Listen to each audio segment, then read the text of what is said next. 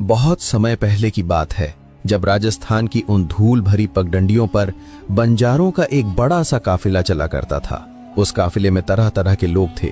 कोई घोड़े बेचने वाला, कोई कपड़ों का व्यापारी, कोई गहनों का सौदागर और कोई जड़ी बूटियों का जानकार। इन्हीं सब के बीच थी एक युवा बंजारन जिसका नाम था चंपा। चंपा सिर्फ सुंदर ही नहीं थी, उसकी आंखों में एक अलग ही तेज और चमक थी। जो भी उसे एक बार देख ले वह समझ जाता कि यह साधारण स्त्री नहीं है। चंपा के पास एक घोड़ा था, रतनकांत। वह कोई मामूली घोड़ा नहीं था। उसकी रफ्तार ऐसी कि हवा भी उसके आगे हार मान ले। रंग इतना काला कि जैसे अंधेरी रात की चादर, और आंखें ऐसी चमकीली जैसे आसमान में चमकते तारे। जब वह दौड़ता तो लगता मानो धरती पर बिजली कौंध रही हो। काफिले में हर कोई रतनकांत की तारीफ करता। लोग अक्सर कहते, चंपा, तेरा घोड़ा तो राजा महाराजाओं के लायक है, इसे बेच दे तो तेरी जिंदगी आराम से गुजर जाए। पर चंपा बस मुस्कुराकर जवाब देती, ये घोड़ा मेरा साथी है, मेरा भाई है। इसे मैं सिर्फ उसी को बेचूंगी जो इसकी असली कीमत समझे। एक दिन काफिला कीरतगढ़ नाम के समृद्ध कस्बे के पास पहुंचा। यह कस्बा अपने रंग बिरंगे बाजारों और भव्य हवेलियों के लिए जाना जाता था। कीरतगढ़ का जागीरदार था रघुवीर सिंह, एक ऐसा आदमी जो अपनी दौलत और रुतबे पर बेहद घमंड करता था। उसके पास पहले ही घोड़ों का बड़ा अस्तबल था, पर उसकी लालच कभी खत्म नहीं होती थी। जैसे ही उसे पता चला कि एक बंजारन के पास अद्भुत घोड़ा है, वह अपने कुछ लोगों के साथ काफिले तक पहुंचा। रतनकांत को देखते ही उसकी आंखें चमक उठी। वह बोला, वाह, क्या घोड़ा है! ऐसा घोड़ा मैंने आज तक नहीं देखा। बंजारन, ये घोड़ा बिकाऊ है क्या? चंपा ने शांत स्वर में कहा, हाँ, पर इसकी कीमत बहुत है। रघुवीर सिंह हंसते हुए बोला, कीमत की चिंता मत कर, मैं कीरतगढ़ का जागीरदार हूँ। बता, कितने चाहिए? चंपा ने थोड़ी सोचकर कहा, 200 सोने के सिक्के।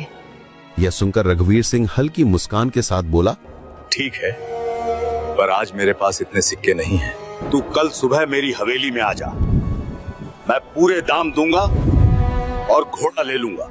चंपा ने थोड़ी झिझक के बाद हामी भर दी। ठीक है जागीरदार साहब, पर सौदा पक्का है ना? रघुवीर सिंह ने आत्मविश्वास से कहा, हाँ हाँ, बिल्कुल पक्का, मेरा वचन है। अगली सुबह चंपा ने रतनकांत को अच्छे से सजाया संवारा और जागीरदार की हवेली की ओर चल पड़ी। रास्ते भर वह सोचती रही कि आज उसे इतनी बड़ी रकम मिलेगी तो वह अपने पूरे काफिले की मदद कर सकेगी। हवेली के दरवाजे पर पहुंचकर उसने पहरेदारों से कहा, मुझे जागीरदार साहब ने बुलाया है, घोड़े का सौदा करना है। पहरेदारों ने अंदर जाकर खबर दी। कुछ देर बाद रघुवीर सिंह बाहर आया, पर अब उसके चेहरे पर कल वाली मीठी मुस्कान बिल्कुल नहीं थी। वह ठंडे लहजे में बोला, कौन हो तुम और यहाँ क्यों आई हो? चंपा चौंक गई। उसने कहा, जागीरदार साहब, मैं वही बंजारन हूँ जिससे आपने कल घोड़े का सौदा किया था। आप भूल गए क्या? रघुवीर सिंह ने अपने दरबारियों की ओर देखते हुए ठंडे स्वर में कहा, कौन सा सौदा? मैंने तो कोई सौदा नहीं किया। और सबूत कहाँ है? तेरे पास कोई गवाह है? कोई लिखित समझौता है? चंपा के पैरों तले जैसे जमीन खिसक गई। उसने हताश होकर कहा, लेकिन आपने खुद वादा किया था। आप मुझे धोखा दे रहे हैं। रघुवीर सिंह हंस पड़ा। धोखा? अरे बंजारन, तू शायद भूल गई है कि मैं कौन हूँ। मैं इस इलाके का जागीरदार हूँ। अगर तू यहाँ हंगामा करेगी तो तुझे और तेरे पूरे काफिले को यहाँ से निकलवा दूंगा। अब चली जा यहाँ से। उसके सिपाहियों ने चंपा को धक्का देकर बाहर निकाल दिया। चंपा हवेली के बाहर आ गई, लेकिन अब उसकी आंखों में आंसू नहीं, आग थी। काफिला उसी दिन आगे बढ़ने वाला था, इसलिए चंपा वापस लौट आई। जब लोगों ने पूरी बात सुनी तो सबने समझाया, चंपा, ये जागीरदार और ताकतवर लोग ऐसे ही होते हैं। हम गरीब बंजारे इनसे क्या लड़ेंगे? चल, इसे अपना नसीब समझ और आगे बढ़। लेकिन चंपा के भीतर कुछ टूटने के बजाय कुछ नया जन्म ले चुका था। उसने मन ही मन प्रण लिया, नहीं, ये अन्याय ऐसे ही नहीं जाएगा। जिस चालाकी से जागीरदार ने मुझे ठगा है, मैं उसे उसी की भाषा में जवाब दूंगी। उसे ऐसा सबक मिलेगा कि जिंदगी भर याद रखेगा। उस रात जब पूरा काफिला सो चुका था, चंपा अपने तंबू में अकेली बैठी सोच रही थी। उसके मन में तूफान मचा था। वो जानती थी कि सीधे लड़ाई करने से उसके पास न ताकत है न गवाह। पर चंपा सिर्फ सुंदर नहीं, बहुत तेज दिमाग वाली भी थी। उसने सोचा, रघुवीर सिंह समझता है कि मैं एक बेबस बंजारन हूं, पर अब मैं उसे दिखाऊंगी कि एक स्त्री की बुद्धि किसी भी हथियार से ज्यादा धारदार हो सकती है। रात भर जागकर उसने एक योजना तैयार की। अगली सुबह उसने काफिले के एक बूढ़े व्यापारी से कहा, काका, मुझे कीरतगढ़ में कुछ दिन रुकना है। आप लोग आगे बढ़ जाइए, मैं बाद में आ जाऊंगी। बूढ़े व्यापारी ने चिंता से पूछा, बेटी, तू अकेली वहाँ क्या करेगी? वो जागीरदार बड़ा खतरनाक आदमी है। चंपा हल्का मुस्कुराई। चिंता मत कीजिए, मुझे पता है मैं क्या कर रही हूँ, बस मेरे लिए दुआ कीजिए। काफिला आगे बढ़ गया और चंपा अकेली कीरतगढ़ के पास एक छोटे से सराय में ठहर गई। अब उसने अपनी योजना पर काम शुरू किया। सबसे पहले उसने अपना पूरा रूप रंग बदल दिया। उसने साधारण बंजारन वाले कपड़े उतारे और एक सुंदर रेशमी साड़ी पहनी। अपने बाल संवारे, उनमें गजरा लगाया, माथे पर बड़ी बिंदी लगाई, हाथों में चमकते कंगन पहने। अब वो किसी बंजारन जैसी नहीं, बल्कि किसी रईस घर की बेटी जैसी लग रही थी। पर सिर्फ रूप बदलना काफी नहीं था, उसे महल में बिना शक उठाए प्रवेश करना था। उसने सराय के मालिक से कीरतगढ़ और जागीरदार के बारे में कई बातें पूछी।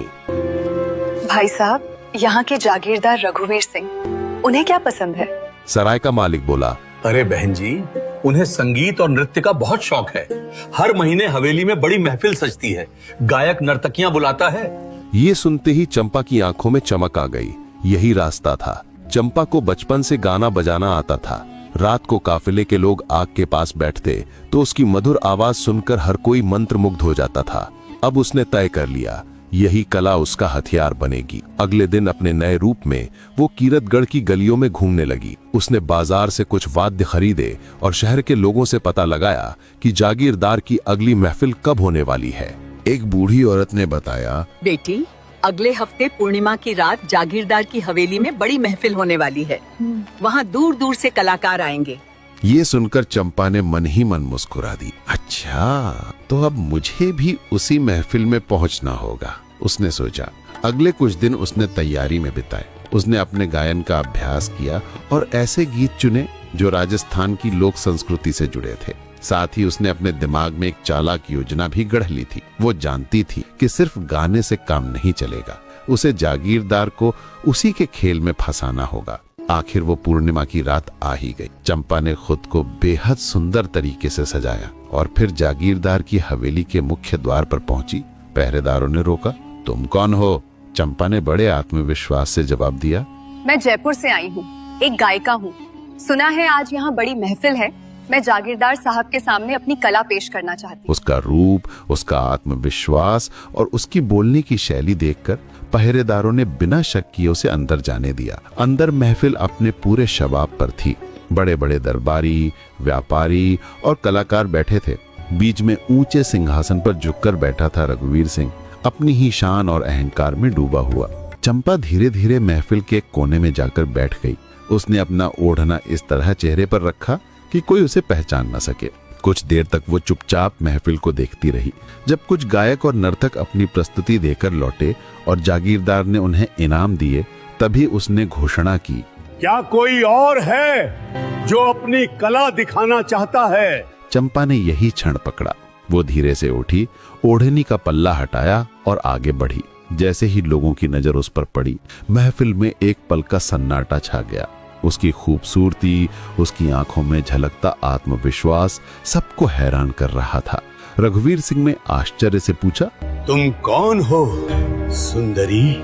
चंपा मुस्कुराई, मैं दूर से आई एक यात्री हूँ जो बुद्धि और कला का सौदा करती है।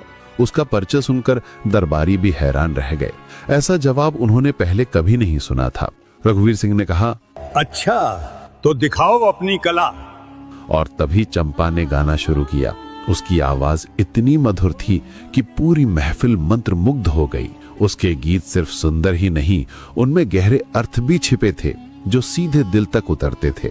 जब उसका गीत खत्म हुआ, पूरी महफिल तालियों से गूंज उठी। जागीरदार ने प्रसन्न होकर कहा, वाह, क्या गायकी है। बताओ, तुम्हें क्या इनाम चाहिए? चंपा ने शांत होकर कहा, जागीरदार साहब, मुझे धन की नहीं, एक चुनौती की तलाश है। सुना है कि आप बड़े बुद्धिमान हैं। क्या आप मेरे साथ एक बुद्धि का खेल खेलेंगे? यह सुनकर रघुवीर सिंह के चेहरे पर घमंड फैल गया। वो बोला, बुद्धि का खेल, मुझसे प्रतियोगिता?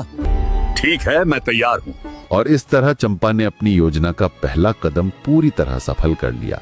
अब असली खेल शुरू होने वाला था, एक ऐसा खेल जिसकी जीत की नींव चंपा पहले ही रख चुकी थी।